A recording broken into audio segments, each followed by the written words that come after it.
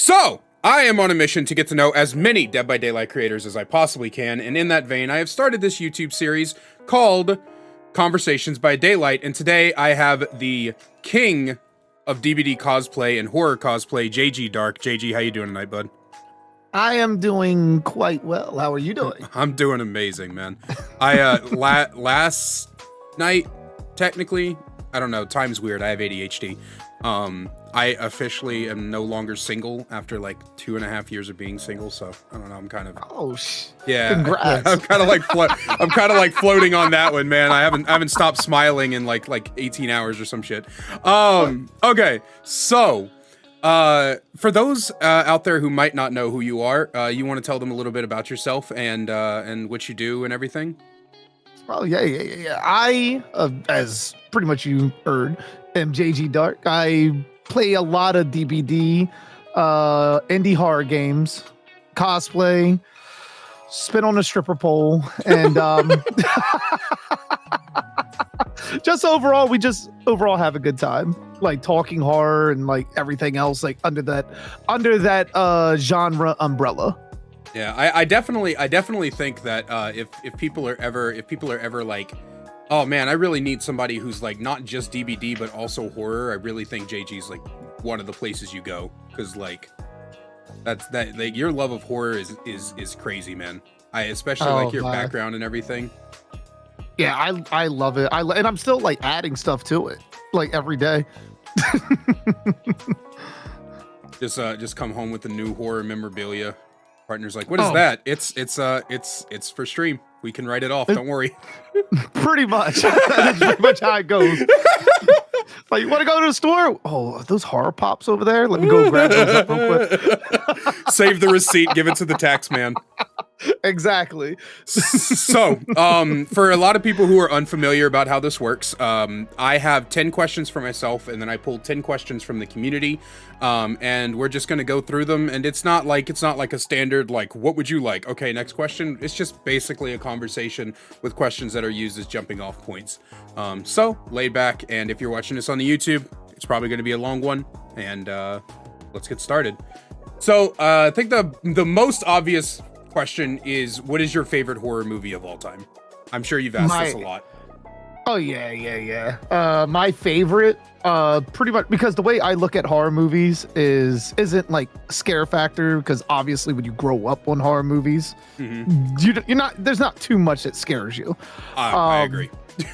Like with me, it's pretty much rewatchability, and with that standard, Friday the 13th Part 4 has always been my number one go-to. That is a unique answer. I don't think I've ever heard before. So I grew up on horror because of my dad. And my favorite horror movie of all time is Halloween 1, which I think is like one of the most common answers, because like it's just such a good fucking movie. And yeah, when you were saying, shut the fuck up, phone. When you were saying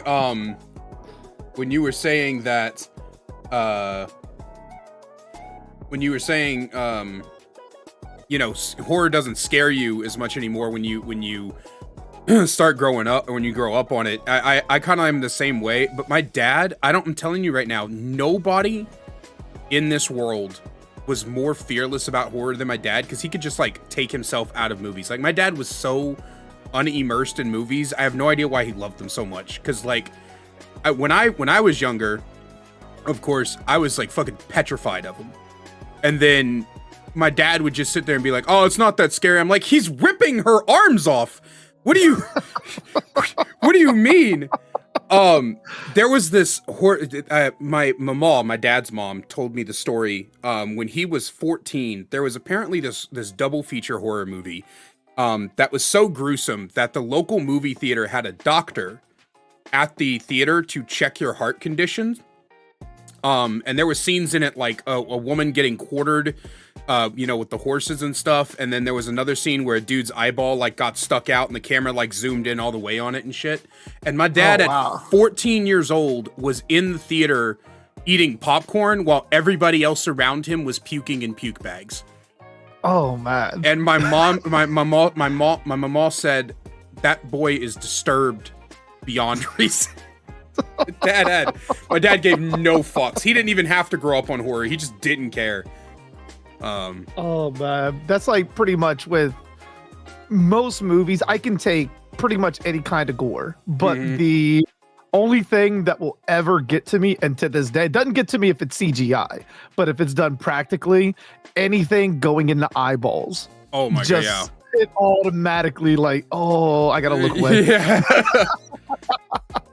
Yeah, I watch. I'm not agoraphobic, but I watch psychological thrillers more because I'm not big on the. Oh well, that's especially like they zoom in, like, oh, he's pulling guts out now. That's nice. I was eating. Well, the good thing is like, because of me being so into horror, like when watching films like Dawn of the Dead or any of the George Romero zombie films where they actually do that, they're like ripping people in half and pulling guts out. And then you go into how the special effects were done and you find out most of it was just like meat and pantyhose. And like the people were actually eating it. Yeah. Yeah, I think that's my favorite thing about the horror franchise overall in terms of movies is how creative they had to get back in the day with special effects. Oh, that's a good stuntman for your action scene, but how are we going to make this body explode?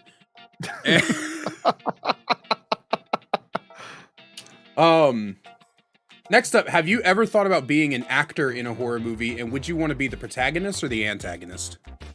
No, because I've already could tell you my acting would be like D-level porn star. There'd be no acting there.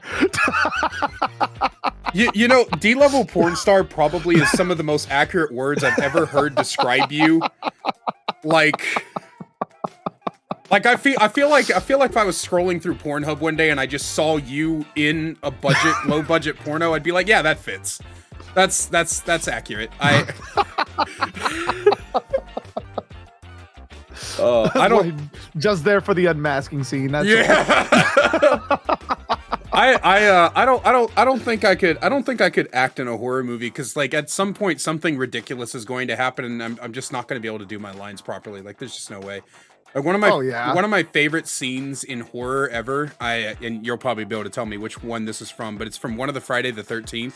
Where this lady's in a sleeping bag and Jason walks up and he zips it closed and he just starts whacking her across the fucking tree. And I'm like, that is the funniest thing I've ever seen in my goddamn life. I would not be able to hold back if I was on the set of that movie. Oh my god. Yeah. The funny thing is, for the first, because they've done that in 2 movies in the Friday the 13th franchise. Oh, really? One was part 7, where it was supposed to be multiple whacks. And they just cut it down to 1 because the actor that played Jason was visibly getting tired smacking the sleeping bag against the tree. And then they did it again in Jason X, where it was 2 holograms while he was when he transformed into Uber Jason. But that he didn't beat someone he beat him on the tree afterwards, but he was beating one person in the sleeping bag with another person in the sleeping bag and then beat it against the tree. That's one of my favorite things. I love because like people always ask me my favorite slasher is Scream, the first Scream movie. But like if I were to pick from the big 3, it would be Myers. But Jason is so goddamn funny because he's got all the absurdity of Freddy with the seriousness of Myers. So his kills to me are just the funniest fucking ones. Because he's like Freddy's out there and like and then Jason's like stone-faced, dead silent, sticking fucking knives through people's eyeballs and pinning them to trees. I'm like, what are you doing? Especially after you get like past part 5 when he's in part 6 and he finally becomes undead. Yeah. And you got like someone like he literally decapitates 3 people and someone shoots a paint gun at him. Yeah. And he just like looks at the paintball like splatter on him. It's like, what the fuck did you just do? Yeah, no, exactly. Like, bro, like, what am I? Okay, sure. How long have you been playing Dead by Daylight, and what makes that your main game? I've been playing probably, because we're on like what, year 8, getting ready to go on year 9, probably about like 7 years. Tomorrow is year 9. Yeah, so probably about like 7, possibly 8 years. When I got into it, I initially played Friday the 13th. This is way before I even started streaming. And I loved Friday the 13th. And then one of my friends introduced me to Dead by Daylight, and I enjoyed it, but I always looked at it between like Friday the 13th and DBD, where DBD was the more polished, more variety of a game, and Friday the 13th was just a big party fest. Like it was nothing but fun in that regard. But I initially started with Friday the 13th and just slowly made my way over the DBD and just ultimately had a blast with it. Was it DBD that got you to start streaming? Yeah, pretty much so. Yeah. Like with DBD, like DBD for me, even to start streaming, gaming wasn't even my initial thing that I wanted to do. Yo, me too. Like when I first started, like gaming got me into it, but when I made my YouTube channel, I started, because that's where I started. I didn't start on Twitch. I started on YouTube. And I started doing fan theories based on Friday the 13th. And my first one that I did was based off the Pamela tapes that you could find in the Friday the 13th video game, and like filling some certain plot holes that were like given from those tapes that were now injected into the franchise. And just for shits and giggles, like I was like, okay, well, what can I do on YouTube? Like what? And then like I saw like YouTube Partner and like the requirements for that. I was like, oh, well, I got everything else. I just don't have the required hours watched or something like that. So I just started streaming DBD since I was playing it every night anyways, and use that as a vehicle to sort of get the watch time and talk horror with people live that like the videos. Yeah. And then it just sort of blossomed into what it is now. Yeah, I am actually, and a lot of people are surprised when I tell them this, I'm actually not a gamer. Like, I like video games, but I'm a comedian. So my entire content creation career started with, I think we're about the same age. Do you remember Foamy the Squirrel? I do not. Oh my God. So Foamy the Squirrel was this little animated, jittery, edgy fucking thing that I was obsessed with when I was 14. So Foamy the Squirrel, Nostalgia Critic, and Zero Punctuation were like my three main things I watched growing up, so I wanted to emulate them. So I started off with like rant videos and then in commentary videos, and then I didn't ever plan to be a video game streamer. I was just going to use it as like a catalyst to like get followers. I had this little plan. I was rubbing my gloved hands together like a fucking supervillain or whatever. And I was like, I'm going to get a bunch of followers and then I'm going to switch content styles. Cause you know, that always works out so fucking well. And so I was like, I'm going to use Apex and all my, I was playing Apex Legends. I'm going to use Apex and all my connections. And then I'm going to switch to a stand-up comedy commentary channel. And that never happened. I just ended up going from Apex to Variety, to Dead by Daylight, to Variety, and back to Dead by Daylight again. And now I have a pretty decent following, but I still do like other stuff on the side because I can't just tie myself down to one game. It's like that gets you burnt out so fast. Yeah, I do Dungeons and Dragons content now on one of my other channels, which has actually been very fun, because unlike with Dead by Daylight, where I've like constantly having to like address the toxicity in the community or discuss things that I think would have to be, you know, like might need to change about the game or balance or anything. With Dungeons and Dragons, I can just like ramble and be happy and not have to like worry about having to get into like arguments with people. Because generally in the Dungeons and Dragons community, a lot of like things people like are a general consensus. So most of it is just kind of like giving tips and tricks. It's more educational content, which I really enjoy. It's not that I hate doing Dead by Daylight content. I don't. If I did, I wouldn't do it. But I think Dead by Daylight content is just it can be stressful sometimes when you do discussion content like I do. Oh yeah. Like I mean, especially when you're like you say, you're constantly surrounding yourself in the DBD side of things around like not only balance but the toxicity side of things, which sometimes can go hand in hand, because then you talk about an idea that you think is balanced, and then you just got loads of toxicity in the comments. Oh just my like, God, yeah. like, don't you touch Dead Hard again. Yeah. Dude, it's crazy because like you'll say something like some of the like least controversial shit. You'll be like, yeah, no, I think it'd be cool if we had a perk that like allowed you to make one of the pallets on the map not spawn. You know, like, oh, there's a random chance that a filler pallet won't spawn or something like that. And people will like go like, that would be so broken. Do you understand? You're so fucking stupid. What do you have, like 10 hours in the game? Like, yo, chill, dog, chill. It's just a concept. Like, we're not. Fuck, man.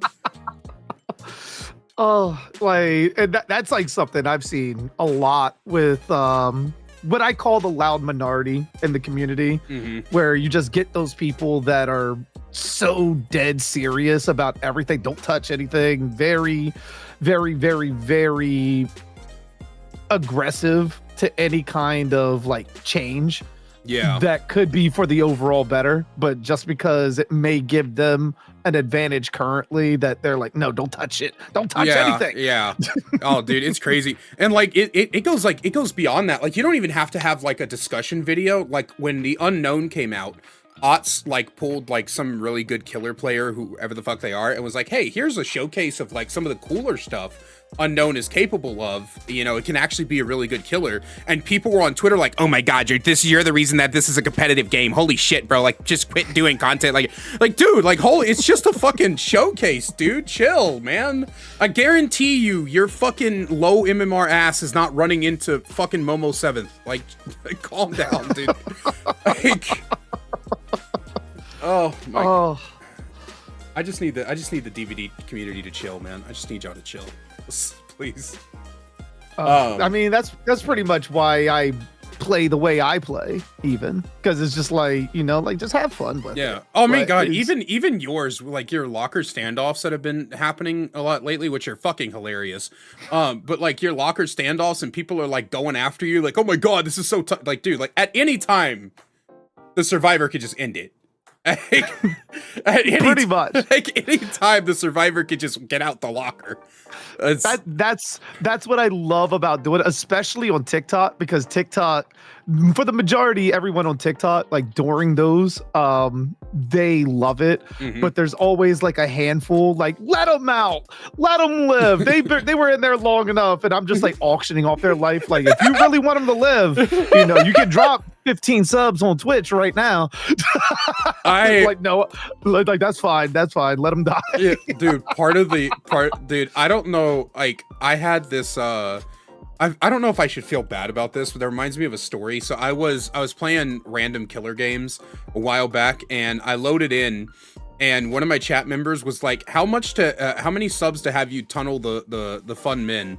And I was like, I don't know, 10 gifted. And they gifted 10, so I was like, okay, cool. So I tunneled the fun men out, and then the entire lobby came in, and they were like, "What? Why do you hate Fung?" I was like, "Oh, somebody gifted 10 subs to like tunnel it out," and they were like, "You're lying! I'm gonna expose you on Twitter." I was like, "Is it that serious?" Okay, go. It's like, I thought about setting up bounties. Like, hey, if you see a survivor in his lobby you particularly don't like for whatever reason, 10 gifted, and we'll see what we can do. Just wait for that post on Twitter, like trying to cancel you for it, and just like post a picture of you with a pizza, like, hey, those 10 subs got me this. I'm not gonna pass up a chance to pay my bills because you're fucking upset. Pretty much. Yeah. So one thing that's unique about you is that DBD is your main game, but you also play a lot of other horror games. Which one's been your favorite so far? Overall favorites have been going back to anything from, I think they're pronounced Amica. They have so many great indie horror games, because I normally like haunted house exploration type of games. Some of them can be classified as like walking simulators. Yeah. Where you go to one area and it triggers something, stuff like that. And now what has now started becoming even more is like games like Don't Scream. There people and developers using that kind of art style to make haunted house-esque games, Yeah. which is super immersive. And that immersiveness is also something that can, give you a lot of tension and really get you with jump scares. See, I didn't like Don't Scream. I thought it was very plain when it first came out, just like walk and stay. I mean, I'd be lying if I didn't say it got me here and there. But now, like if you haven't played it recently, they've added like a bunch of more like things. Like now you have to go out and find batteries to keep your camera going. Oh, okay. They added a lot more locations and like everything else. Yeah, see that's what I was saying, because I did a review of it. That was back when I was in my video game reviewer era. But I did a review of it and I was like, this could probably be a good game if there was just something to fucking do. But otherwise I beat it by holding W and closing my eyes. Oh, pretty much. it was so boring. It was really funny because like, I was getting so bored and one of my chat made a joke and I just went and it killed me. And I was like, what the fuck? Pretty much happened to me. It's like, God damn it. Now I gotta start this 18-minute hold W simulator all over again. But yeah, no, if they've done some updates, I'll probably boot it up and check it out and see how it is now. Oh, definitely. Because I know they're also saying something about adding as far as like making it more where some of the things that you see, like the ghosts and everything, can actually hurt you. Oh, okay. So you have to almost be stealthy in certain areas and like work your way around them, as opposed to just like you said, like close your eyes and just walk through it. Yeah, no, for sure.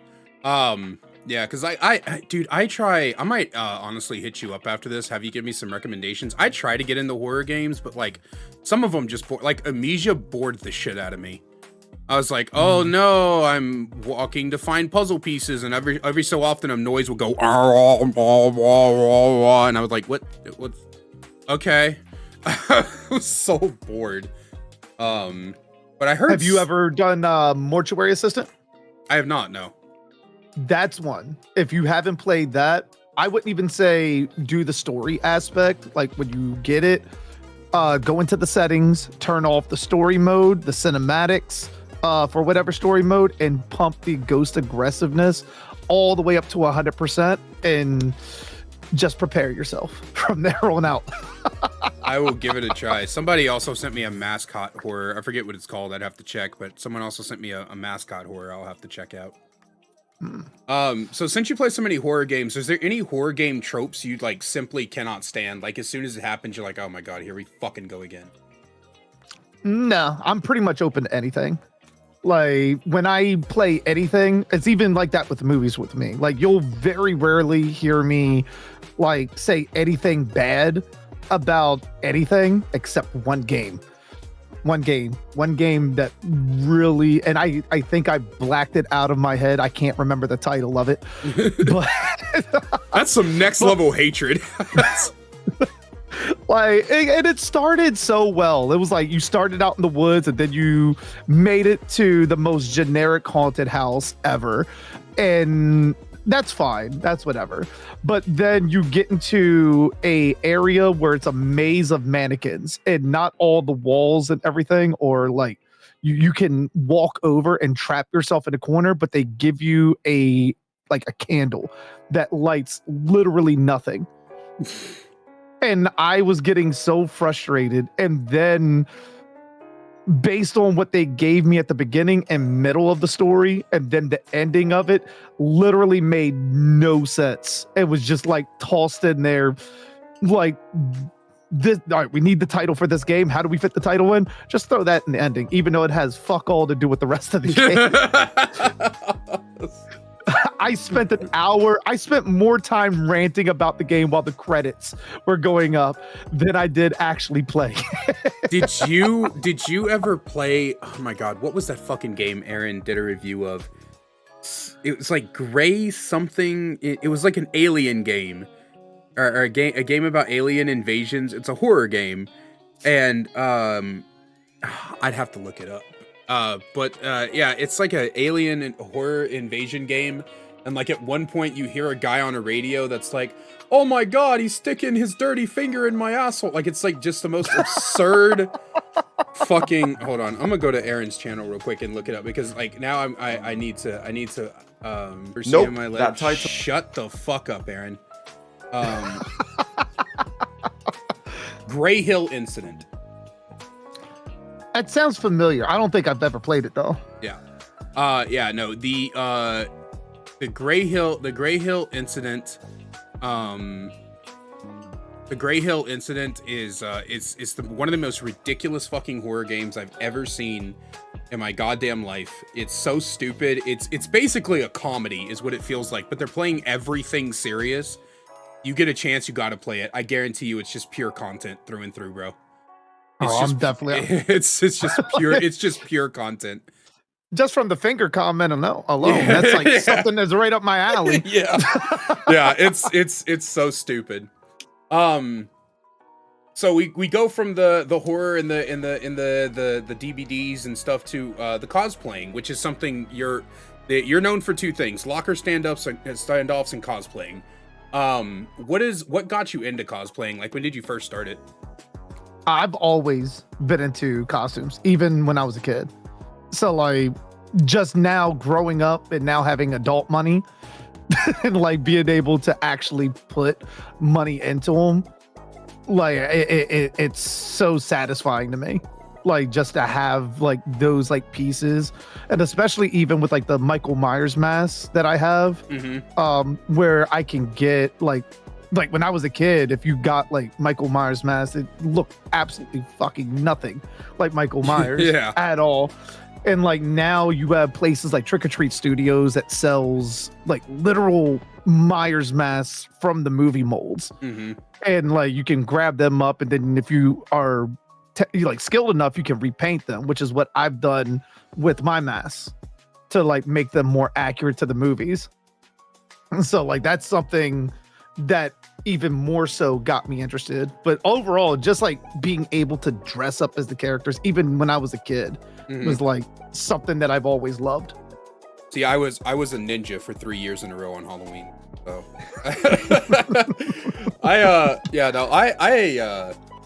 dude, I've always wanted to get into cosplay. I just like don't have the money, and like I'm also like very insecure about the way I look, so I'm always like, I don't want to do a cosplay like my favorite character and then just have a bunch of fat jokes thrown at me.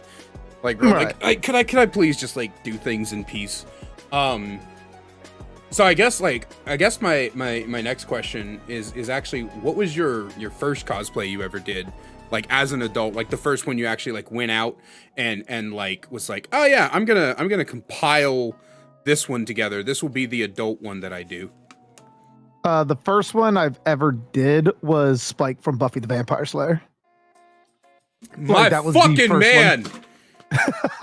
My fucking man. Yes, dude, Spike is so underrated.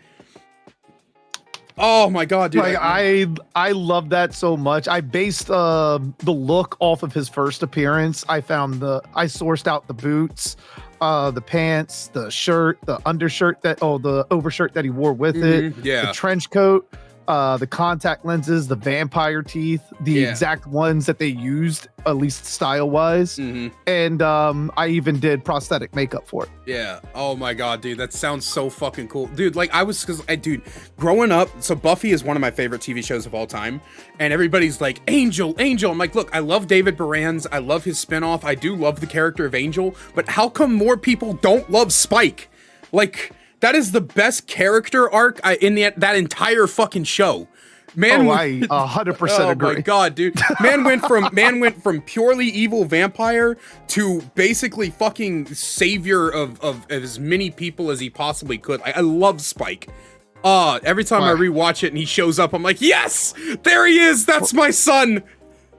Like, I always immediately think of the episode when him and Buffy are talking, and he's going over his history from when he got turned into a vampire and the 2 slayers that he kills, and then like talking to her like at the end and everything. Like, that is just such a well done episode. It's so good.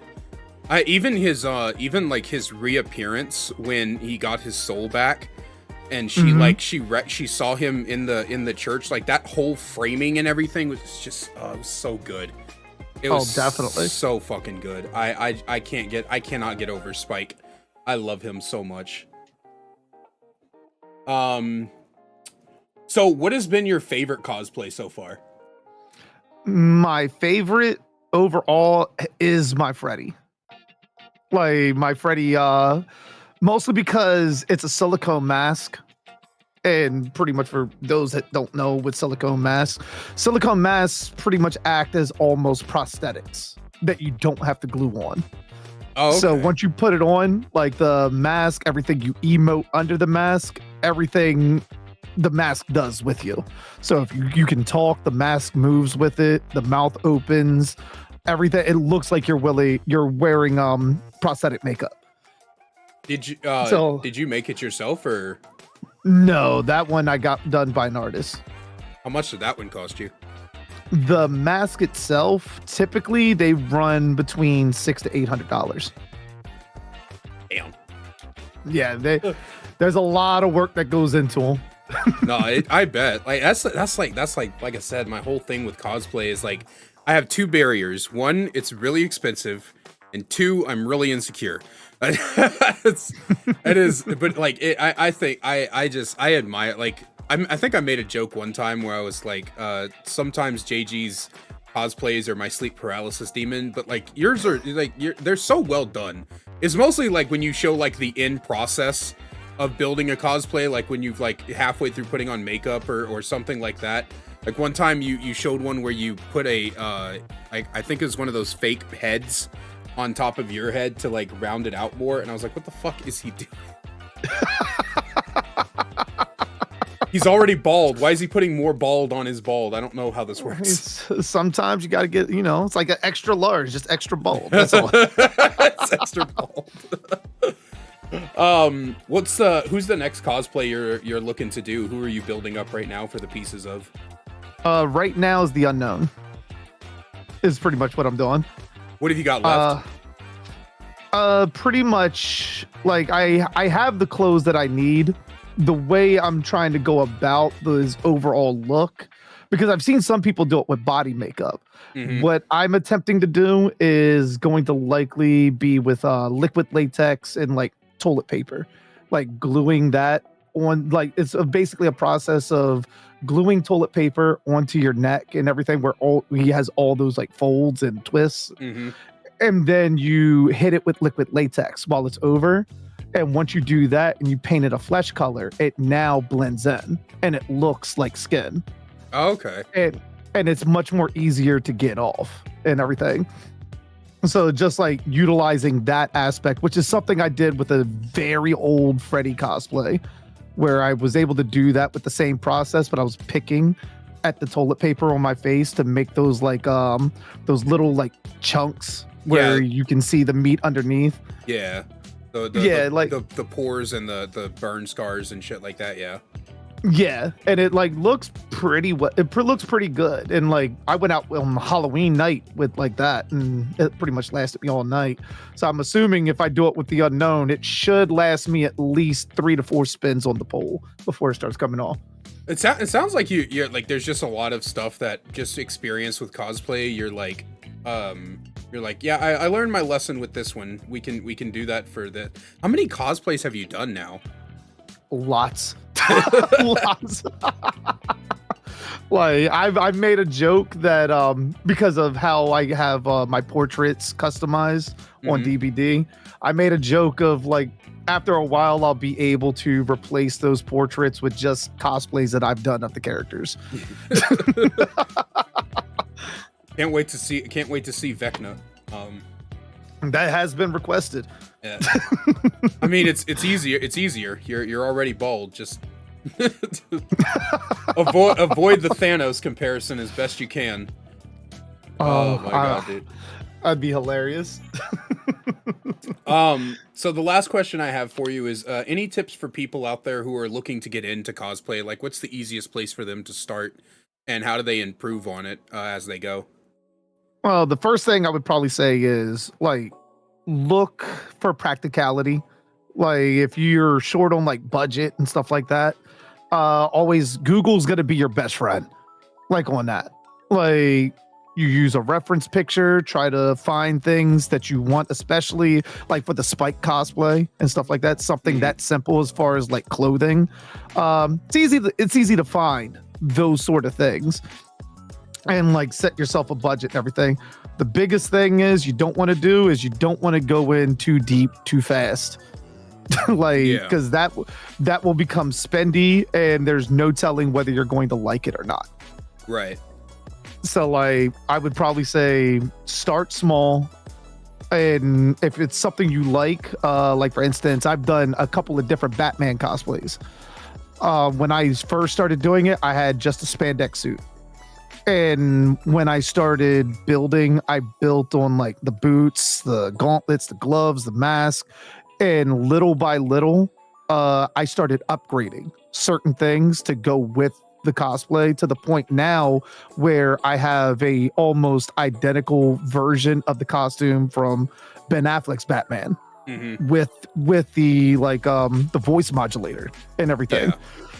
So it's like where in the beginning it might have cost me $100 to put together, but by taking it slow, replacing piece by piece here and there over like a year or two, then you end up with a different result at the end of the road where it's like a costume that costs like $3,000, but you don't really feel it because you're only buying a piece here and there. So there's a lot of patience that goes into it, basically. Yes. That is honestly, that's I feel like that's probably what probably extends to a lot of hobbies. Like I said, I'm a Dungeons and Dragons nerd, and on my D&D YouTube, people are like, "Oh my God, you have all those books. Where could I like get all of them at one time?" And I'm like, "Don't do that." One person was like, "Oh, I want to order like a huge bundle of all those books they have available." I'm like, "Those books are $50 a piece. Don't do that." I like the reason, because like I technically have by a lot of people's standards. I have the entire core set, and then I have like 5 additional books. That small amount, that let's see, 8 books cost me over like $400 at this point, or $500. So I believe it. It's like and then I have a Strahd special edition that was $200, and I have a bunch of DM screens, and I have a bunch of dice, and it's like, and I try to tell people like D&D is free. You can find the you didn't hear this from me, but you can find the PDF of the player's handbook online. And the D&D wiki has all the monster stat blocks you could ever need. You don't need these books. It's good to want them, but I tell people all the time, dude, just play a game first for free before you start spending money, because this shit gets addicting. Oh yeah. It's so addicting, man. But I think with cosplay, Dungeons and Dragons, video game collecting, anything, I think people are just too fast to rush into it, and then they get burnt out, and they're like, "Oh my God, I'm $10,000 in debt." And it's like, nobody asked you to do that. Don't do that, please. Oh, yeah, like because it applies to everything, like even to like streaming and everything. Oh my God, yeah. Like when I started initially, I went from console to a laptop and use that same process to now I have a dual PC setup and 3 monitors and everything you see in the background. Like all of that came from the course of like the almost 4 years I've been streaming. Yeah. I didn't even have a camera. I had a camera. I had a microphone that like had permanent static on it. It's like, yeah, dude, like you just like, now I didn't start streaming until I actually built this PC in the 2020 stimulus check we got here in America. Is when I built this PC. I built it for $942.16. And I remember that because I like, this is a promise that I'll never give up content creation. And I've been tempted to give up content creation a couple of times. It gets hard. Yeah. But it's, people, they first start streaming, and they're like, "Oh, I need the high quality camera. I need the super powerful PC setup. I need I need a fancy background with lights and memorabilia." And it's like, you don't just slow down for me, chill. I've been doing this for 4 years. I just now reached an average of 18 viewers. You gotta take it slow, bro. You got definitely. I was telling my partner this today, actually. I was like, I spent like 2.5 years with like basically 2 viewers. I got affiliate on my birthday only because I got rated by a friend of mine who had like 100 viewers, and like that one stream got me my affiliate status. But like mostly it was just 1 to 2 people. I had my mod and that was it. My mod came in, hung out with me, and that was it for 2.5 years. It gets discouraging, but like, you got to make sure you enjoy it before you start spending money, because you spend all this money, you buy the, like you said, the dual PC setup with 3 monitors and the really good camera and all the memorabilia behind you, and you sink $5, $6, $7, $10,000 into it, and then you're still at 3 viewers, and then you get frustrated and pissed off because you don't realize the nuances behind streaming and growing as a streamer and shit. And then what? Then you're $10,000 in and you've got a fancy way to play Minecraft on your fucking desk. Exactly. You know what I mean? Like, because like there's nuances to it, man. I made YouTube content for years before DBD popped off and got me the growth that I got now. You can't expect that the equipment's going to get you there, and I think that's what a lot of streamers think is going to happen. Oh yeah, because me being pretty much trying to be a student of everything. I'm in all different kinds of social media. Primarily when I first started, I was in like Facebook groups for like Twitch and stuff like that. Yeah. And the amount of people that have that mindset is pretty like mind-blowing.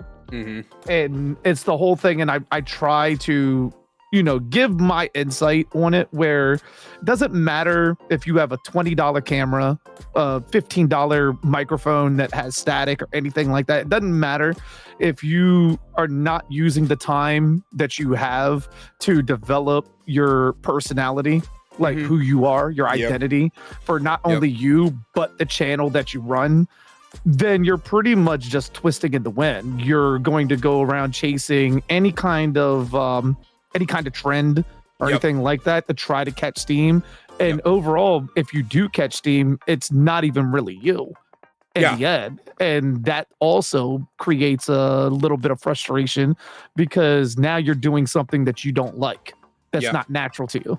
And people can also tell too, like they can tell when the thing you're doing is just for clout, or it's just because it's the latest trend.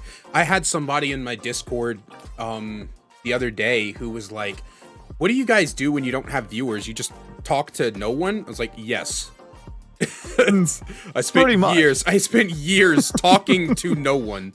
And it's like, even like with my Dead by Daylight content now, like people come up and they're like, oh, you're so lucky to have all of get these views every time, which it's only like 2,000 views, guys, but they're like, oh, all your videos are getting like 2,000 views and you're growing so fast, like you're so lucky. And I was like, lucky?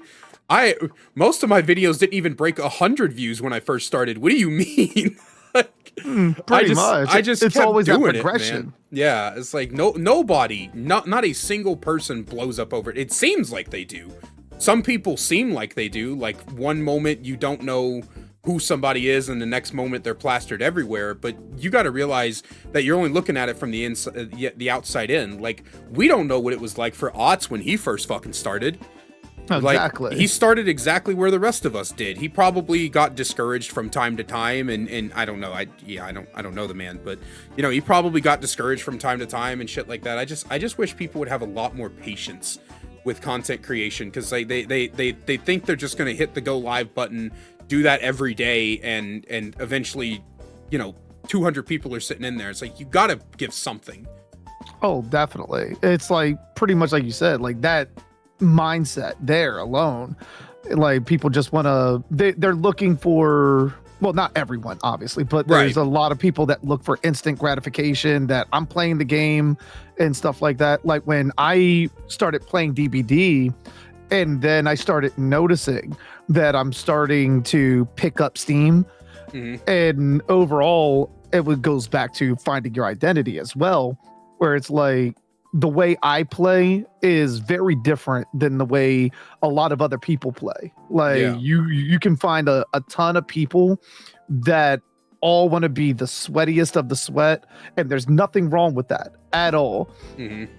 But my thing was like, do I want to go that route, or do I want to be more of an entertainer? Do I want to be, someone that has fun with everything outside of like pretty much like trying to sweat and getting angry and getting discouraged and stuff like that, which you can find on 1,000 different channels in the directory. Mhm. And then it becomes a thing of like trying to differentiate yourself from the others by that. Yeah, and that's honestly like the biggest struggle I currently have, where like I get frustrated with the game sometimes and I let that take over me, and I gotta like remind myself that my entire job is to make people laugh. Because then, like you said, you're just another drop in the bucket of angry streamers who are pissed off at the game. This actually, honestly, this isn't even part of like the questionnaire or anything, but like, have you noticed that the DBD community, out of every other gaming space, the DBD community has like the most pissed off streamers, or is that just me? I think probably because of toxic TTV content, it probably shines much more of a light on it. Mm-hmm. There's probably a lot of other online games that, like have just as much, but because it's a trend with toxic TTV content, that we probably see it more than probably any other. No, that makes sense. It's just like it seems like, because like I do a lot of, people don't think that I do, because like people like get surprised, like I'll end up in like a very small streamer stream, like somebody with like 3 viewers or something, and people will be like, Kaiser, what are you doing here? And it's like, I am in more places than you think I am. I am I am always looking for new creators to bolster and steal ideas from. No, I'm kidding. I'm always looking for new creators to bolster and spread around, because in my opinion, if I'm going to, I'm not fucking aughts or anything. Like I don't have like that many numbers, but if I can make somebody's life just a little bit better by getting them some viewership that I think they deserve, then I will. So I spend a lot of time in Twitch or on YouTube finding people who basically have no subscribers or no viewers or whatever, and going check out their content. And if I like them, then I'll let people know, and if I don't, then I just don't say anything. But I see a lot of you guys out there. I see y'all. I see you basically either putting no effort or how you look miserable every single stream, and that's a problem, guys. That's an issue. We were talking about content creation just now and how to get better at it. A lot of you guys just don't seem like you want to be here. You seem like you're making content because you have to make content, and I feel like so many of you would be better off getting a different job or a job path or a different path in life.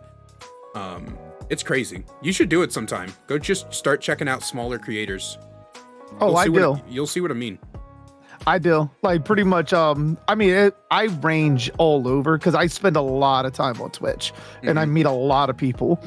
And like some people are extremely funny, like going into a one-person stream, like, hey, I know you camped me with Basement Bubba. Like, yes, that was me.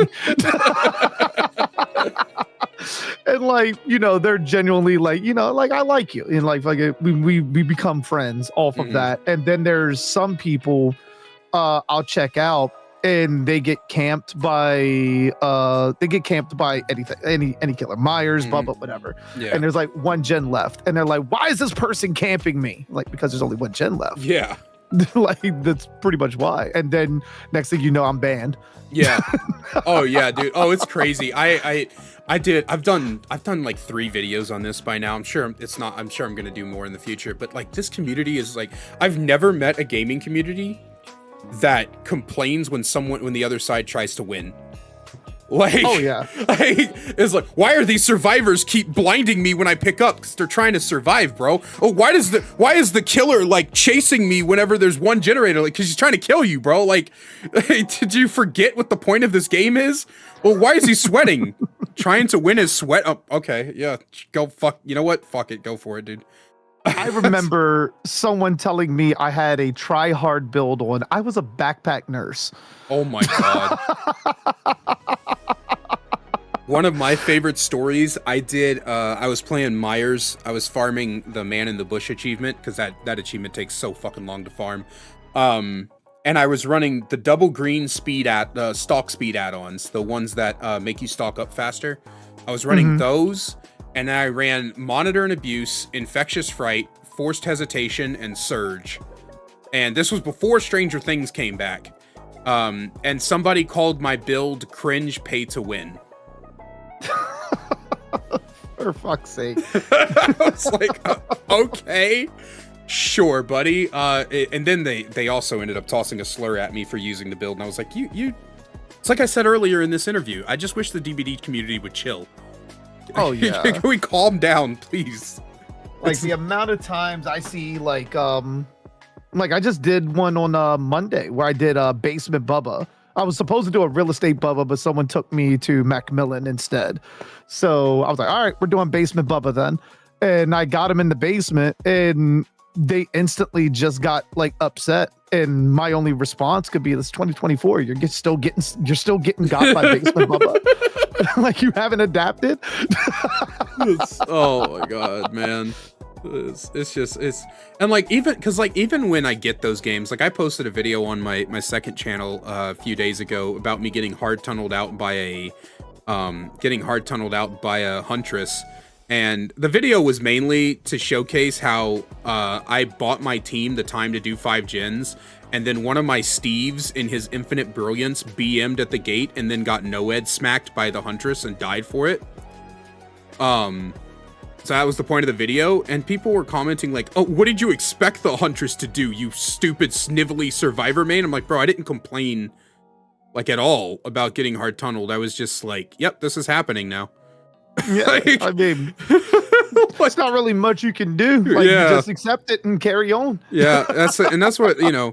And and I always try to tell people, like, if you're at the point where getting hard tunneled or getting camped or something like that is causing you like serious anger, just get off the game, man. Most of you are not content creators like we are. You know, we kind of have to play the game for our career. You have the choice to not do it. You just get off the game, man. Just get off, go play something else, go play Minecraft, go play the Killer Clowns, you know, go read a book, fucking watch your favorite TV show, jack off, dude, whatever it is. Go do something else besides Rage Q.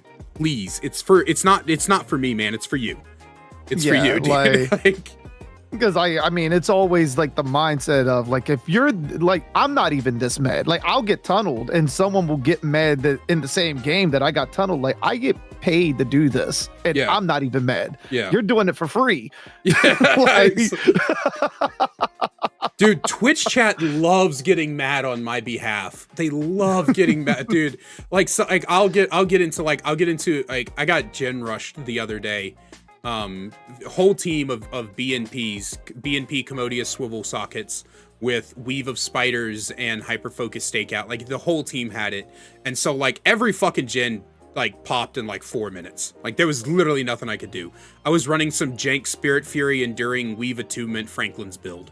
Like, nothing I could do about it. And I was like, well, that's frustrating. And some of the people in my chat were like, wow, shitty gen rushers, I fucking hate that. I was like, dude, calm down. It's one game, bro. Like, one of my chatters, we had to time him out because like he was like going, like he was like, they're just pieces of shit. Like they don't care about anybody else but themselves, and I can't fucking believe how like shitty they are to war. I'm like, dude, chill. It's just one game. It's one game. It was over in 4 minutes. It's frustrating. Don't get me wrong. I was frustrated, but like I was not pissed like you are. Like, holy shit, man. Yeah, like that's pretty much like, because I do a lot of viewer builds and stuff like that. So, you know, at times I'll get a build that just doesn't match pretty much what I'm playing against, and I'll get steamrolled. Yeah. And it's, you know, like at the end of the day, it's just GG's, give them love. Like, they just came, they were better prepared. Yeah. You know? Yeah, I actively encourage everybody, stop talking shit in in-game chat. Just say GG's and move on. Your mental health will be so much better when you stop attaching it to this game. Oh, definitely. All right, so I'm sure a lot of people are waiting for the community questions, so we'll go ahead and hop into those. Just like I said earlier, basically I made a Twitter post and a YouTube post asking people to send in their questions, and I pulled 10 of them, so let's go ahead and hop in. And we actually got a lot of Twitter questions. Typically, we don't get like any Twitter responses. It's usually just the YouTube community, so... it's all the standoffs. It's all the standoffs. So, over on YouTube, Georgia Lopez asks, what license would you love to see enter the fog or celebrity? They said their example would be Tim Curry, which I think would be hilarious, honestly. I would love Tim Curry. I would main Tim Curry. I mean, license-wise, obviously Friday the 13th. We haven't had that yet. But if I had to go without that, then it would likely be Norman Bates for a Psycho chapter. Ooh, dude, I wanted to make... I've been working on it for like a year now. I am working on a concept for Jack from The Shining. I really want to see... Because like everybody's like, oh, I want it. I want, you know... I'm like, I love the idea of it because you can do so much. And I'm normally like against them adding killers that is just dude with a knife, but Jack from The Shining is like one of mine because I love that movie. I love The Shining so much. Like the whole concept I even thought of when I was thinking, I didn't go as far as like the power or anything like that, but I was thinking at the time, I think when I first thought of it, I don't even think Dredge was out yet. And I was like thinking like Norman Bates could hide in a like a locker or something like that, and it would hide his terror radius. He would be able to teleport from locker to locker, which obviously became Dredge. Right. So like having Marion Crane or Sam Loomis, which are the characters from Psycho. Yeah. Like having them as survivors and giving the Bates Motel as a map. But the way I would do the Bates Motel was give it that 60s black and white filter, like over it. Oh, dude, that would just be so cool. Like just to give it that classic look. Yeah, I was thinking about the aesthetics of Dead by Daylight the other day. I keep going back. I didn't play during the time period before they like updated all the graphical shit. So sometimes I watch old videos and I'm like, wow, man, like this game used to look so much better in my opinion. I look at like older graphics and I'm like, yeah, they were more like, they were stylized. But I was thinking what would be so cool is if they started adding like filters to certain maps to like bring out a little bit more of a grainy feel. I think that would look amazing, honestly. Yeah, that would, I mean, out like just by default, technically now you can kind of do something like that, or at least if you're on PC and you have like an RTX card, I could add that filter like for myself, but then I'm just too lazy to take it off and I'll never remember. Yeah, no, exactly. I have reshade for fucking dark ass maps because I can't hear, so I have to rely on my visuals. So I use reshade and it's great. And I tried to do like custom filters like Al, the Wesker main. He posted an Eerie of Crows clip where Eerie of Crows had like a real good like overcast filter on it. And I was like, oh, that's so cool. So he sent me the reshade thing and I did it. And then my fucking CPU tanked. My frames like fucking went down to like 20 and I was like, well, I guess I can't do that. But yeah, I would love if DBD like put in its own like custom like pre-base settings. Like, hey, you could make the maps have a 70s feel or an 80s slasher feel or stuff like that. I think that would be really cool if they added that. Be a lot of work. Like, like stuff with like filters in general, just to be able to see. Because I mean, like I run filters myself just because when I'm making like content on other platforms and I run without filters, it just looks like a black screen and an elbow. Yeah. Like I can't see shit. Yeah. Dude, the new Borgo, not even Forgotten Ruins, just the new Borgo is so fucking dark. Like, bro, like I get it. Like we're trying to do a horror theme thing here, but I can't see shit. Like, the breaking point for me was Texas Chainsaw Massacre when you start in the basement in there because I'm a Bubba main on there, And when you start in the basement, everything, the darks on there are so dark. Mhm. And I can't see anything. Like, I might as well be playing blindfolded. So, like, being able to, like, put that up, and I'm like, if I can't see anything, if I kill anyone and I get a clip, it's just the spark of a chainsaw. And it's Yeah. like, oh, well, hopefully you see it. Yeah, exactly. Exactly. Mazam asks, what got you into horror to begin with? Was it a movie you saw when you were young, or was there always a passion for horror?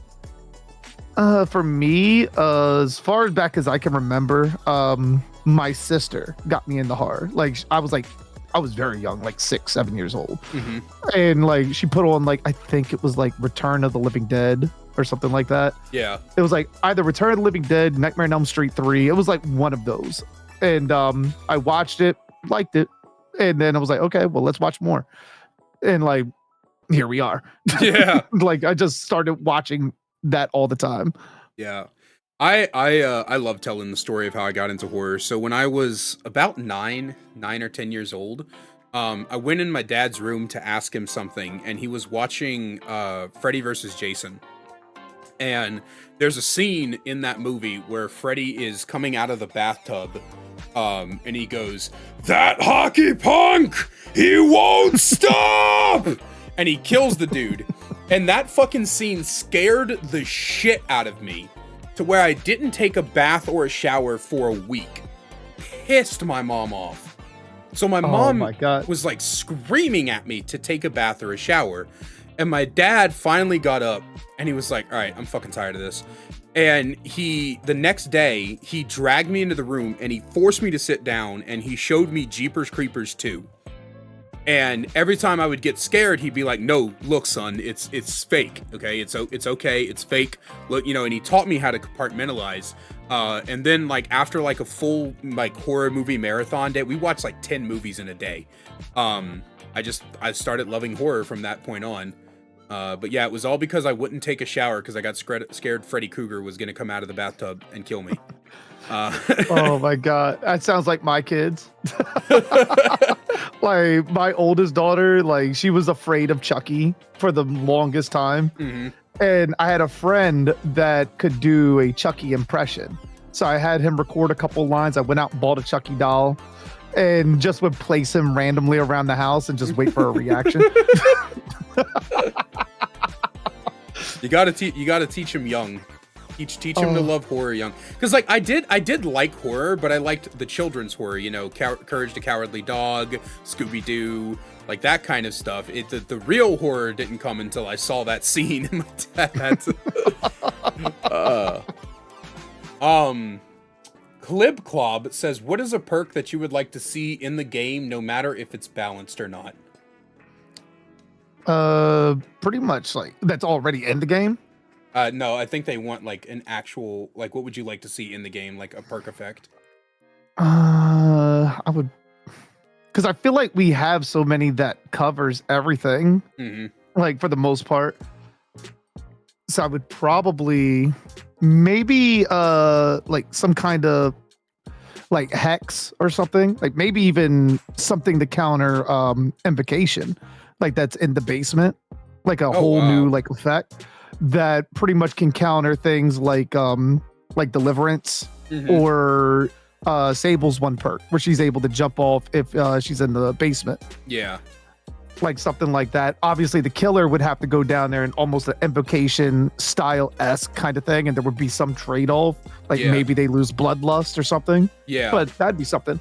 That would actually be, I'm actually wondering if they're, because the behavior really likes giving one side something interesting, like a new mechanic, and then turning around and then giving something similar to the other side. So I'm actually really interested to see what they come up with. Me personally, I want a perk where when the survivor teabags in the exit gate, the game uninstalls itself from their computer.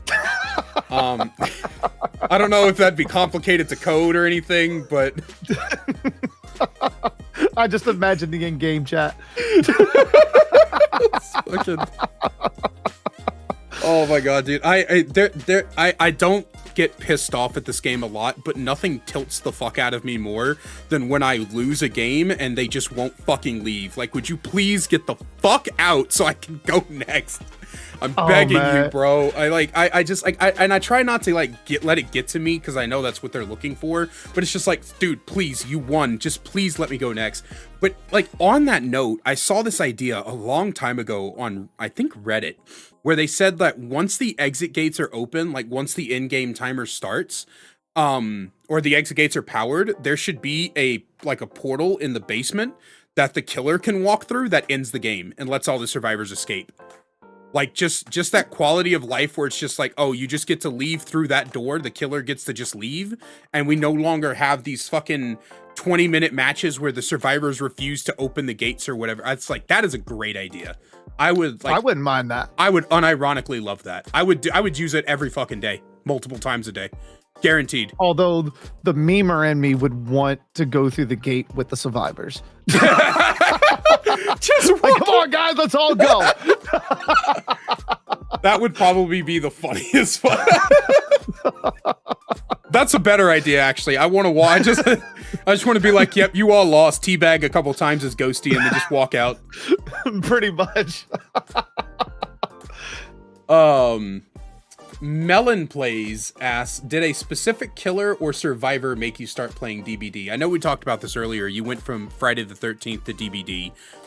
So I guess they're asking if a specific character made you make the switch or what happened there. Nah, it was just pretty much the game. Like, I had friends that were jumping over to play, and I jumped over, and I ended up discovering characters like Michael Myers was already on there when I got over. Mm-hmm. And I was like, oh, well, here we go. Now I can play. It was Jason on one game, Michael on another. Like, I'm good. That was very similar to Mike. So I had bought the game on sale like a year prior to playing it.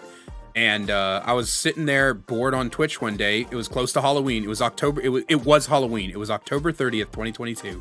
And I was like, what game am I going to play? Because I had a couple of horror ones. I was like, Dead by Daylight. And then one of my chatters was like, oh yeah, Ghostface is in that game. I was like, fucking sold. Let's boot it up. And now I don't play him anymore because he's fucking trash. Oh, I just love doing that. Like, now that I can climb up on the bed. And, and stuff like that. I just love bringing Rancor and Nemesis and trying to mount as many people on the bed as possible. Trying to mount as many people. Oh my fucking god. Scrappinator says, how are your views of non-true horror getting into DBD? Examples: FNAF, DMC, other celebrities, or potentially even indie games. I view it as there's no such thing as no true horror. Fucking same. Everything fits under the horror umbrella. Like horror itself is the most diverse, versatile. Genre. Yeah. Like it spans over everything. Even when people were complaining about D&D coming in and stuff like that, and it's like, well, I played D&D once, and I know a little bit about it, but based on what I know, it's very, very, very the genre itself, fantasy, lends itself to a lot of horror. Like, Vecna himself is a horrific character. Like, not every bit of horror has to be claws and slashing with a machete or axe or anything.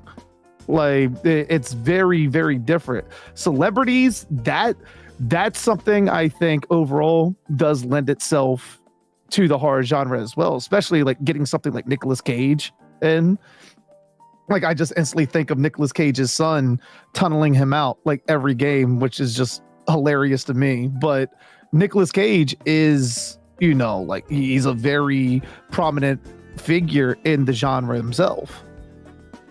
Yeah. Yeah, it's no, exactly. I had the same thing. I've been saying this for literally so long, because even before D&D, which I was very passionate about, Dungeons and Dragons is one of my favorite things of all time. One of my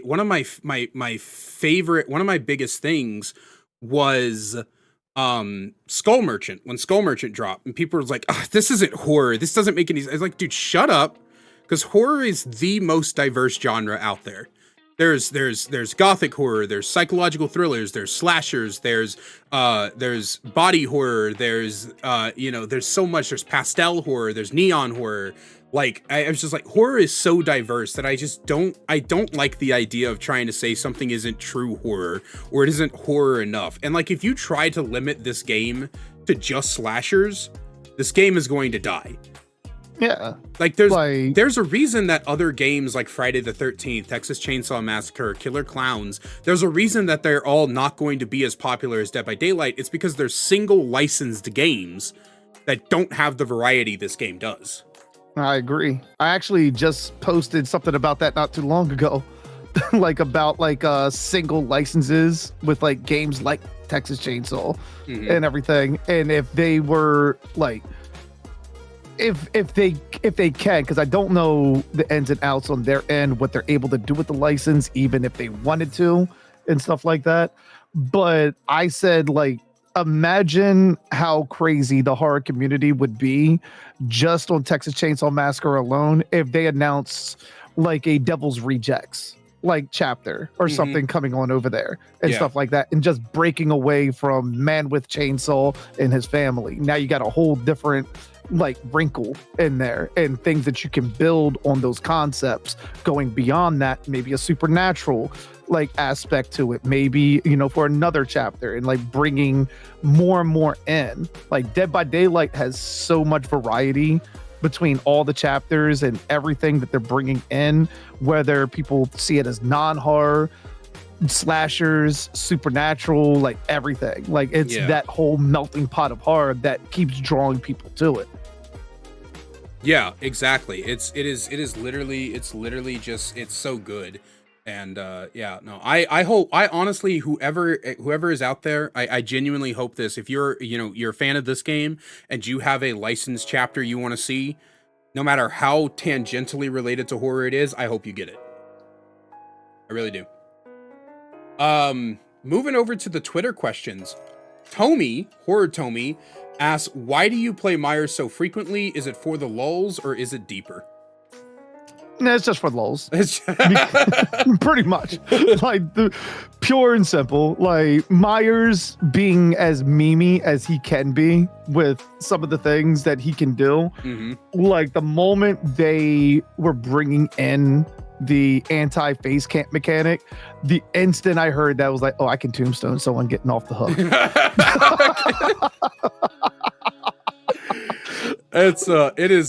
He is without a doubt. I think I talked about this in my Myers analysis. I might not have, but to me, Myers is without a doubt the funniest looking killer in the game when you do like slow turns and shit. Because like every other killer like turns their head first or has little animations. He's just one plank of wood that like fucking moves. It's like the whole slide. Yeah, it's so, because like people are like, oh, they need to update his mod. I was like, no, leave him alone. He's fucking hilarious. To me, he's just so goddamn funny, dude. I do love, because I have so many memes with him, like the Red Room or Garden of Joy. All, for the most part, they all include 99ing Tombstone. And like with that particular thing is just like going up to the Red Room on the main house of Garden of Joy, waiting in the corner with it 99, because everyone wants to touch that gen up there at some point. And pretty much as long as you protect it enough, especially if someone's working on it to hide your breathing sound, you just wait there with it 99, and the first person that pokes their head in, you just pop it and tombstone them. I've had streamers like crying from getting tombstone. That's so funny, dude. I fucking one time I ended up the dude sent me the clip. It was so funny from his perspective. He was like a smaller streamer, and I was playing on Gideon's, and he was apparently insidious camping the cubby hole above the generator on the bathroom. So that square hole, he was insidious camping that and stalking me on the gen. And then he dropped down, and as soon as I heard the terror radius, I stood up, got insta tombstone. I just took my headphones off and walked off camera. And he said that was the funniest reaction he's ever seen to someone tombstone. Somebody tombstone. I was like, you fucking bitch. Because, like, when he sent me and he showed me how he had been sitting there for 2 minutes stalking me from the hole, I was like, motherfucker. Dude. Oh, my God. That sounds like me on the new Borgo map that came out with Vecna. Like, 99 in Tombstone. Yeah. Like, I'm, like, literally waiting where the portal spits you out because I just want to catch someone one time. Yeah, dude, that's great because you can't resist taking the portals. It's a glowy green thing. Like, oh man, I did it the other day and I was asking everyone because nobody used the one portal I was waiting at. I was like, why didn't any of you use the portal? It's like, because you were Myers and I was scared.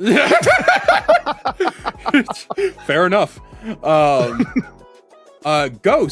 Ghost Anonymous asks, what inspired you to introduce the stripper pole? That was more the community that introduced that. I made a joke about it and they were like, yeah, throw it on your throne list. Like, all right, fucking bet, I'll throw it on there. And then someone bought it. Was like, oh, okay. I guess we're putting it up then. I gotta know, what was the spouse's reaction to that thing showing up at the house? She's just pretty much like, oh. she's put up with so many of your shenanigans by this point. It's just like, yeah, that's just another pretty much. There's a reason she doesn't take me out the house. My ex-wife was like that. She used to get so frustrated with me because I was like, I would sing, I hear a song and I'd sing in public and I would make stupid jokes and she'd go like, you're embarrassing me. I was like, you signed up for this. And then she signed out. Oh, well, GG's. Our favorite horny Oni main, Ashlow, asks, what encouraged you to start streaming? Pretty much going back, like I said, like it was me initially just wanting to get YouTube partner. Mm-hmm. So like I picked that as a goal and I started streaming on YouTube. And at that time, I had just made my Twitch channel and I was using Restream to stream on both. Yeah. Didn't pay any attention to Twitch at all. And then had some issues on YouTube where I was getting, I guess not exactly hate rated, but I was getting bombarded with like random reports because a person that I kicked out of the community made 1,000 accounts and kept reporting all of my streams and everything. And it just so happened at that time, I got an email that I was affiliated on Twitch. So I was like, okay, let me jump over there and did my first stream over there and never looked back. When you know what, I'll actually expand on that since we've kind of talked about that question. When did you hit partner and how did you feel when you hit it? I hit partner. I would probably say just a touch over a year after jumping onto Twitch, which was like, I think about like a couple of months, well, like 2-3 months after I streamed on YouTube. So roughly about a year and a half total, I hit partner on Twitch. And when I got it, I was shocked because I hit the numbers and I was pretty much like, okay, I had a friend that said they got denied like 10 times before they got it. So I was expecting that same process. And pretty much like once I put it in and I was expecting to get rejected, they took 2 weeks and then they accepted me. I was like, oh, okay. And like, and the only thing was most people, when you get partnered, they send you a notification on your Twitch and everything, you know, in your notifications that you got partnered. I was streaming on like a Thursday, and the moment I ended stream was when they told me I got partnered. So I wasn't even able to like react to it live on stream or anything. But it was like such a surreal feeling because it was like I wasn't expecting it. Like I have now this check mark next to my name, like what the fuck is going on? Dude, it's such a cool feel. I mean, I'm not partnered yet, but I honestly, not to like fucking be arrogant or anything, because everybody knows I hate myself, but like I feel like if I keep on the path I am, I'll be partnered by like next year. But like my experience with affiliate, like I said, I got affiliated on my birthday, and it was midstream when I got the email, and I was like, what? There's no way. And it's such a good feeling when you see that progress, man. Like it's crazy. Like, because I know like people that are like constantly like pushing for it and going for it and everything. And like the only advice I ever give is like, don't even worry about it. Like, like when it comes to anything streaming, while it's good to have that goal like I had for like YouTube partner and everything. But when I jumped over the Twitch, I completely refocused everything and just wanting to advance everything in my stream more and more and more, try to make it more interactive, try to make it more entertaining, try to like up the ante on that. And if I get partner, I get it. If I don't, I don't. Yeah, for sure. And like that's what I'm gonna do. Like I'm not gonna do a partner push at all. I'm just gonna wait until I'm gonna wait until I get those little check marks on the thing that says, "Hey, you've got enough to apply," and then I'm just gonna try. I don't think I'm gonna tell anybody. I mean, I'll probably tell my life partner that I'm applying, but outside of that, you know, I'm just probably am not gonna even tell anybody. I'll wait till it happens, because I feel like when I'm like trying to encourage people to like rally to the goal, it doesn't happen as much as it will if it just like organically happens. Yeah.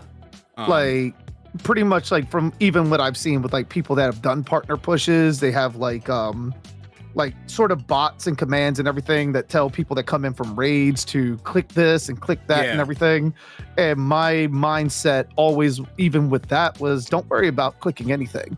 Yep. Like, because you already got to deal with ads to begin with. Yeah. Like when you come in from a raid, your first notion should be to entertain them to where they want to come back, not to immediately bark orders and like click on this link or anything like that. Yeah. Like, because now you're already like clicking something and it's like, well, I'm in an ad. Let me get the fuck on out of here. Yeah. and it's like, and we're not, you know, because in case somebody, because you know how people are, we're not like talking down on you if you do a partner push. We're just trying to say that like, it's not going to work out the way you think it will. Because like I've seen, like I've had friends in the Apex community who did partner pushes, and then they got their partner and then they immediately dropped back down to like 40 viewers or something. And they were just like, and then they would like go on like tangents about how they can't believe they've lost all sorts of support since they got partner. And it's like, bro, you got partner because you forced people to be there. And then once you got it, they were like, okay, my obligation to being nice to this person is done. And then they left. You didn't convince them to continue to be near you to get partner. You convinced a bunch of people to do things out of their kindness of their heart. And now they no longer, you know what I mean? Like that's why I don't want to do a partner push, because I want people to be here for me. I don't want to get that check mark and then come back and watch my viewership drop back down to 30 or 40 or whatever. I want to build an organic community who wants to be there. And then if I get partner, I get it. Because like at the end of the day, it's just a fucking check mark. Like you don't even have the benefit of a higher split anymore. Pretty much, unless you get the partner plus thing. Like Twitch basically took everything away. Like that check mark's the only thing you get. I would just much rather have a community cultivated that, you know, enjoys my content over anything that like feels forced, in my opinion.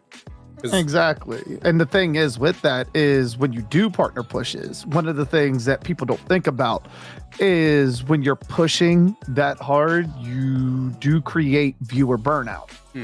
And when they're there, you're doing 10-hour streams and everything or anything like that, trying to keep your numbers like going for long streams. You got to think of the viewer that you're forcing to be there 10 hours, 5 to 10 hours a day out of their time. And by the time you hit partner, like, okay, I'm taking a break, and then they decide never to come back. Yeah. And like, that's a big thing. I tell my dude, my chat is like, I love my community of little gremlins as much as they irritate me sometimes. I love them so much because like they'll come in and they'll be like, oh my God, I'm late, Kaiser, I'm sorry. Dude, you can't be late to my stream. Only I can be late to the stream. You can't be late. You don't have an obligation. This isn't your job to be here. You're fine. If you pop in the stream fucking 3 hours after I started, that's okay, man. You're okay. It's gonna be okay. You know, don't stress yourself out or about stuff like that. It's, you know what I mean? I think like a lot of viewers feel this obligation to us as creators. And guys, we're just creators, man. Like, don't fucking like, oh, you're sick and you don't feel like you can do anything, but you're there. Like, I appreciate it, but like, if you're sick, go get some fucking rest. You know, don't like one of my chatters came in and was like, "Hey, sorry I wasn't here last stream. I got in a car accident." Motherfucker. What do you mean? Just, no, what, are you okay? And they're like, "Yeah, no, I'm fine. I just kind of like fractured my leg." I was like, "Dude, go, don't be like, oh, you know, Kaiser, like, you don't have to, like, this isn't your job, you know, you don't have to give me, go take care of yourself. You got in a fucking car accident. What are you doing here?" One person one time was like, I have a lot of homework for university, but I want to support you by being here. I was like, go do your fucking university homework so you can get a college education. My fat ass will still be here telling dick jokes tomorrow. Go fucking... Like, pretty much. Like, the streams will always be there, but take care of yourself first. Exactly, man.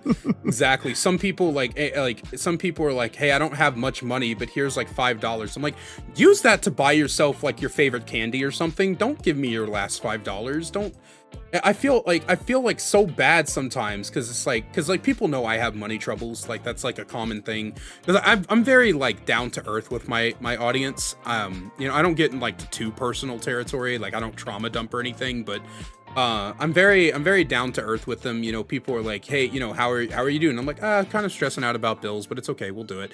And like, I feel bad sometimes because like some people, like, they feel the need to try to give me money, and I'm like, don't put yourself in my situation to get me out of this situation. I want everyone to take care of themselves first. If you've got the money, I'll take it.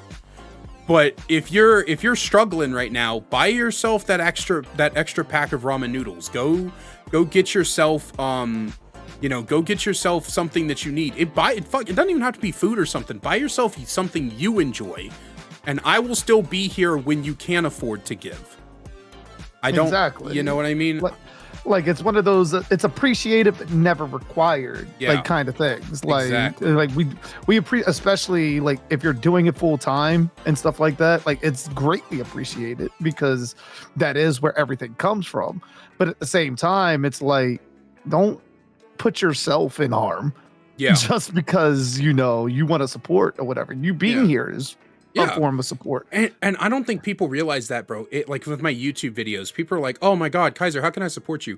Literally, if you just click on my YouTube video and let it play, even if you have the tab muted, if you just click on it and let it play all the way through, that helps. Yeah. Because you clicked on it, you let it play. So now YouTube's like, person like video, give to next person.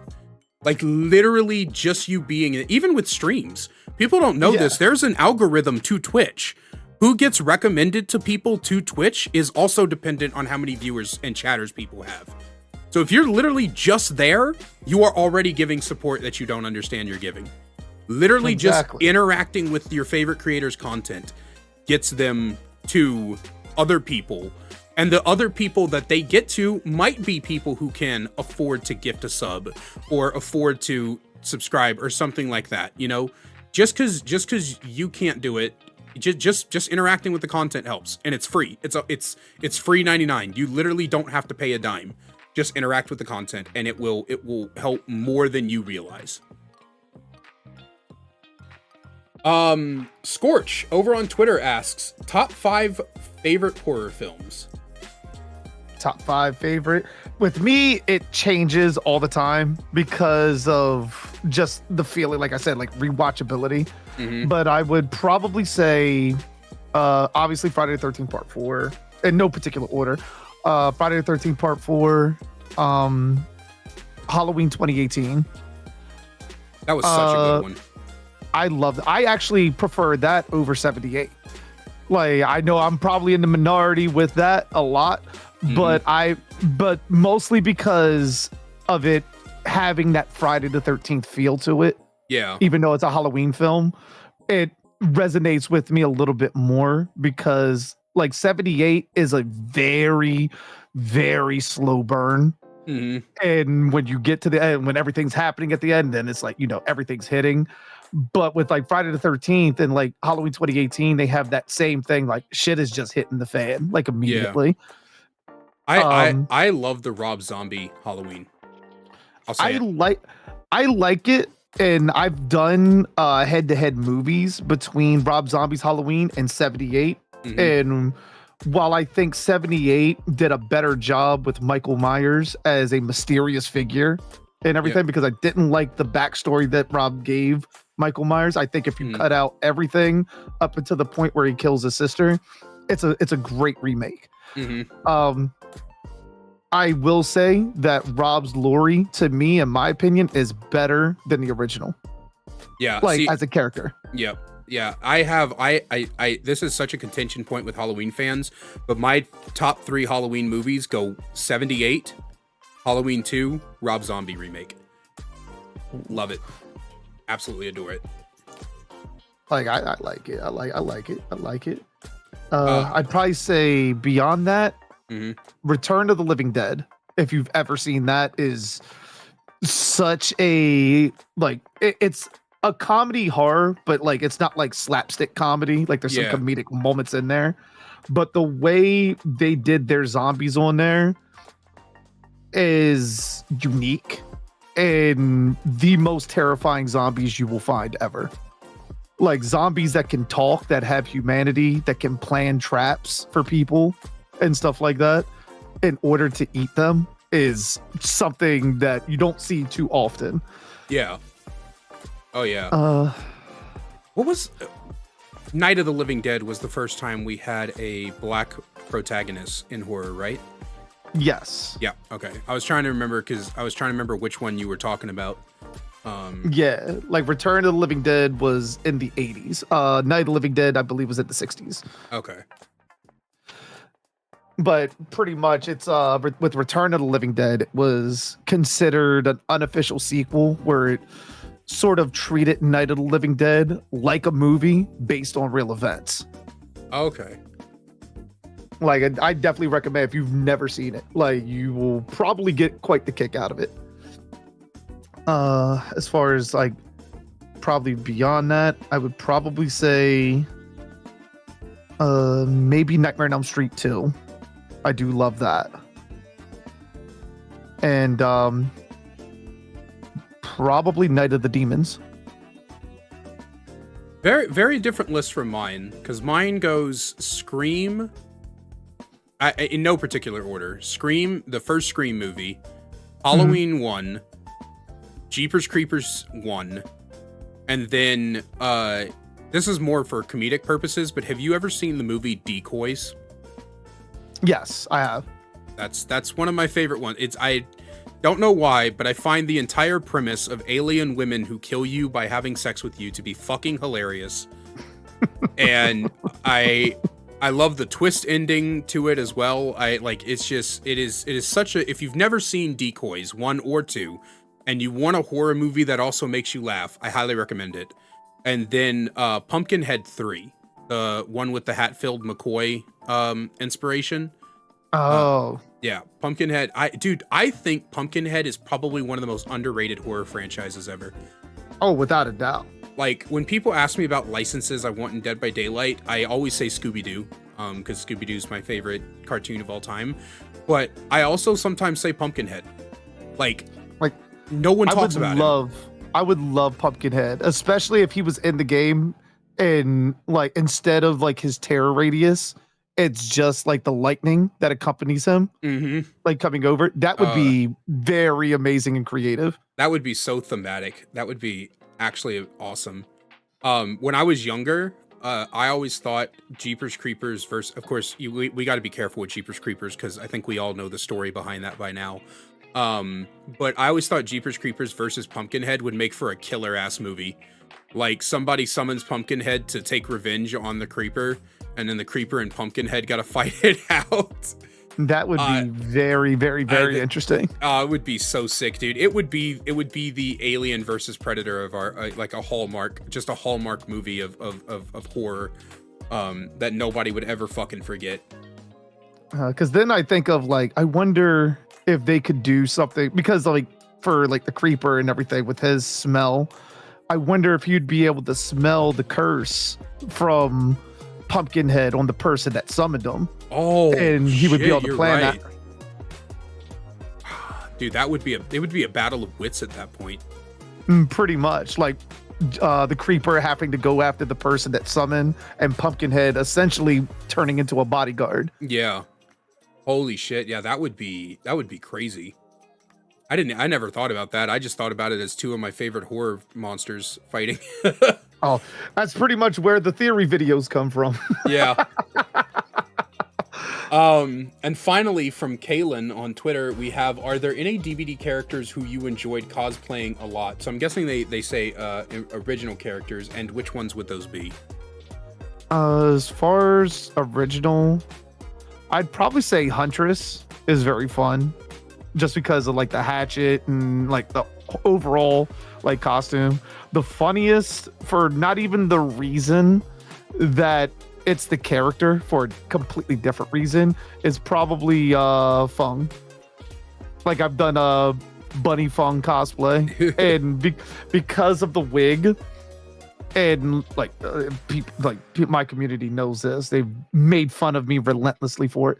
If you've ever seen, I think it's the Skittles Berry and Cream commercial. Oh my fucking god, yeah.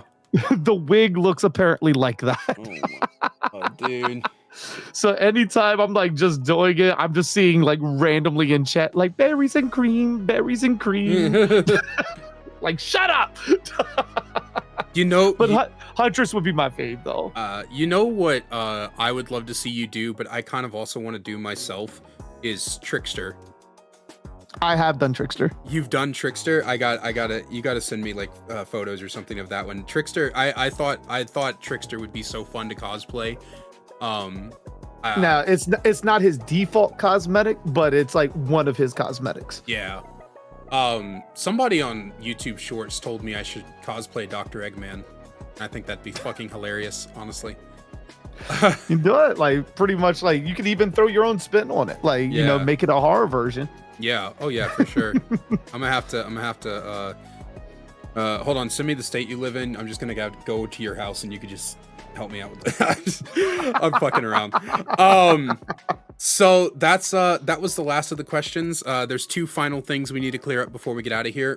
One, what would you like to have be the characters that I play for the B-roll footage? It can be one character, two characters, 10, whatever the case may be. But the background footage for your interview, which characters would you like to see? Oh, I gotta go with Bubba. Bubba? All right. Yeah. I will run an hour and 40 minutes worth of Bubba gameplay. And I'll, you know what, I'll also probably do a couple basement Bubbas just for shits and giggles. Oh, there you go. And finally, is there anything out left that you would like to say to the people watching either on Twitch or on the YouTube or whatever the case may be? Pretty much, as far as like questions, like everything has been just amazing. Like, fucking thank you for the questions and everything. Cool. And if you want to join me in thanking our channel members over on YouTube, if that are listed on screen now, if you want to find out how to become a channel member today, get awesome perks like seeing videos early, merch discount codes, and more, then please click that join button down below. I love you guys so much. I'm sure JG does as well, and we will see you in the next one. Can't get enough daily Dead by Daylight content? Then check out my second channel, The Kaiser Extras, where I upload gameplay footage, me reacting to your Dead by Daylight clips, and more. We also have a new short that goes live every single day, so you can catch up on all the greatest clips from stream. We'll see you over there. Link is in the description.